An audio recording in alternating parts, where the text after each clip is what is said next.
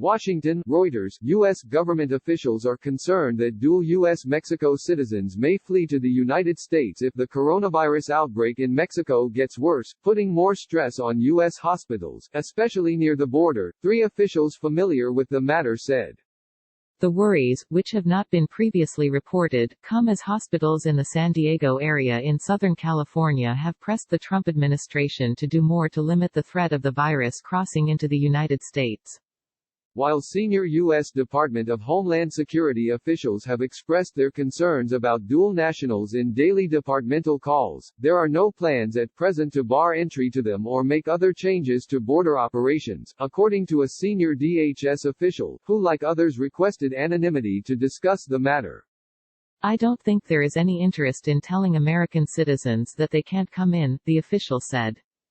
The issue has come up in discussions about a potential surge of migrants if Mexico's economy worsens or the outbreak overwhelms health facilities there, according to the sources. President Donald Trump has suspended non-essential travel across the U.S. land borders with Canada and Mexico, saying the restrictions are necessary to protect the United States. So far, fears of a deluge have not been realized. The United States has the highest number of coronavirus deaths worldwide and the U.S. economy has gone into a tailspin, with the unemployment rate at the highest level since the Great Depression. Trump's opponents accuse him of exploiting the pandemic to expand his drive to restrict legal and illegal immigration to the United States in an election year.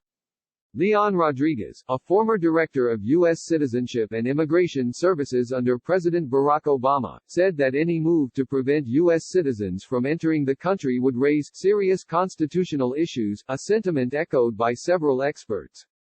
About 1.5 million U.S. citizens live in Mexico, according to a U.S. Department of State estimate, many of them retirees. Mexico's foreign ministry did not immediately have comment on whether the issue of dual nationals had been raised by the United States.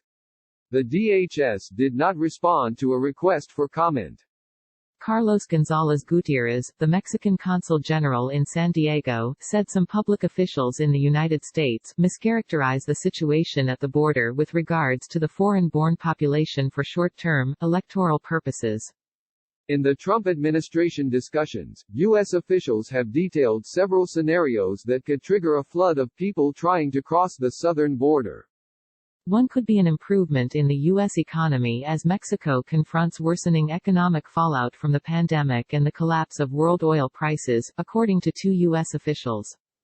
Another could be the successful development in the United States of a vaccine or therapeutic to treat COVID-19, the disease caused by the new coronavirus, one of the officials said. Private hospitals in 5 Mexican states and Mexico City are already at capacity due to the outbreak, Reuters reported over the weekend. L1N2CROAA. The overwhelmed facilities include hospitals in Tijuana, just across the border from San Diego, the Mexican municipality with the most deaths attributed to COVID-19. Health experts say the outbreak there started earlier than elsewhere in Mexico because of its proximity to the U.S. city, which has a similar population but 4 times as many confirmed cases. As of Tuesday, reported coronavirus cases in Mexico totaled about 35,000, with 3,465 deaths. The true numbers are almost certainly significantly higher due to the low level of testing nationwide, however. The number of known infections in the United States is 1.35 million, with more than 80,000 deaths. Representatives of 2 hospital systems in the San Diego area, Scripps Health and Sharp Healthcare, sent a letter to top Trump administration officials in late April that called for medical checks at the border and mandatory quarantine for individuals suspected to be infected with coronavirus. This is not an immigration issue for us, we do not want the border closed, Scripps CEO Chris Van Gorder told Reuters on Monday. I think that would be a disaster for both countries. But we are concerned about the large number of people coming across. There are no health checks at all going in either direction. At Scripps Mercy Hospital Chula Vista, less than an hour's drive from Tijuana, about a third of COVID-19 patients had traveled across the border in the previous week, a spokeswoman said.